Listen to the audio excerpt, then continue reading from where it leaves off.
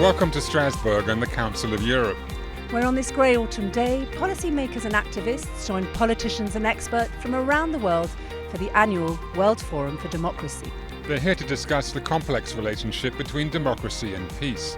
War in Ukraine and the Middle East, and in many other places, remind us just how important a theme that is.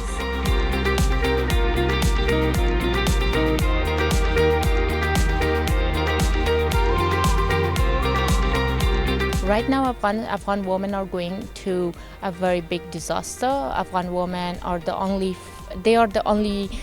women around the world where they are able to sell their body parts, their household, their children, but not go to school, not go to the university, and not go to offices to work or to earn money to feed their babies. And education is, of course, central to any form of democracy. This is what Papan Jai, France's former education minister and now its ambassador to the Council of Europe, has to say on the matter. Education is about citizenship, is about creating the community of citizens that will make democracy alive. So we need to make sure that students and pupils are educated along democratic principles, including equality between men and women, including a knowledge of institutions. These are all questions that are being debated in all countries and also at the Council of Europe, of course.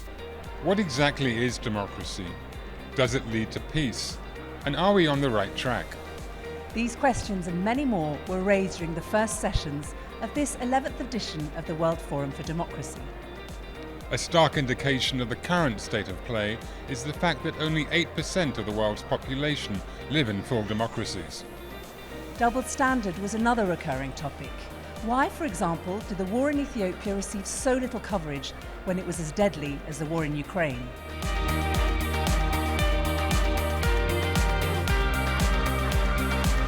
You could get the working class more deeply engaged. What you'd find is that it'd decrease the popularity of many of the far-right populist movements. Many of today's speakers highlighted the importance of giving all citizens a voice in the democratic process.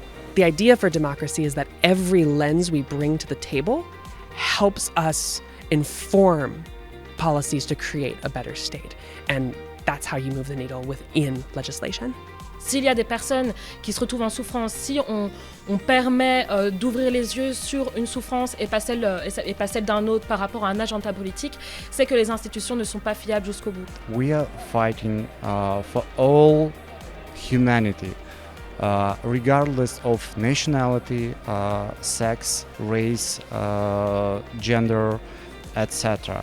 Never mind, we are fighting for our freedom, for your freedom, because we are all in charge for our common values. There were lots of serious subjects on the menu, but day one ended on a cultural note, with an exhibition on the 60 years since Martin Luther King's historic I Have a Dream speech.